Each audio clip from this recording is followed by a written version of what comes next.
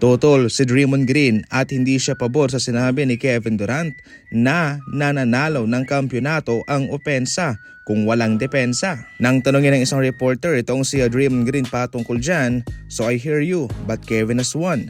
Ayon pa mismo kay Draymond Green, he won here and the defense here was incredible.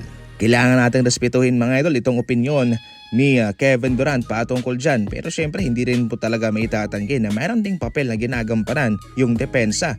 Hindi rin naman po pwede na opensa ka lang, score ka lang, hindi mo napipigilan yung kalaban, baliwala rin naman yun. Sabi nga nila dapat lang ay balanse, hindi rin naman po pwede na yung depensa ang mananalo ng walang opensa. So dapat mayroong dalawa, di ba? Present po yan, depensa at opensa, balanse lang. Sa Phoenix Suns nga, inahirapan itong si KD kung saan marami ang opensa ron, Devin Booker, Bradley Beal at siya. Sa Brooklyn Nets nga, maganda yung kanilang opensa noon, James Harden, Kevin Durant, Kyrie Irving at yung mga veteranong star player, pero wala rin naman. Sa playoff, hindi rin naman sila umuubra. Samantalang sa Golden State Warriors, sa mga panahong salay pabalik-balik sa NBA Finals, maganda yung kanilang depensa. Andre Iguodala, si Barbosa, si Draymond Green, di ba?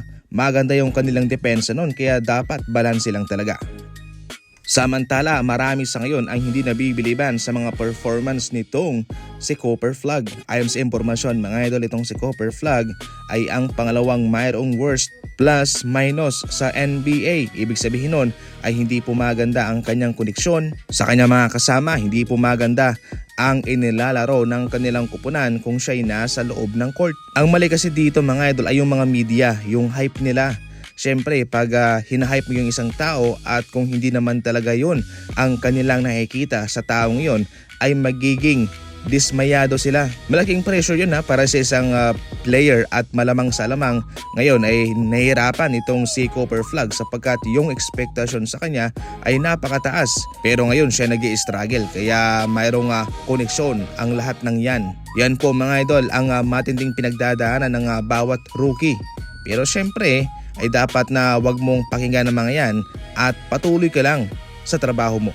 Gumaganda sa ngayon ang mga laban ng Los Angeles Lakers. Ngayon, sila ay nasa pangalawang posisyon sa kanilang conference mga idol. Tila sa unang mga laban ay nag-a-adjust pa itong Lakers, pero ngayon kitang-kita mo naman na mayroon silang mga backup, mayroon silang mga reserba. Yung kanilang mababaw na rotation, ngayon marami silang na ibibigay dyan, na ipapasok dyan sa loob ng court at nakakatulong naman sila.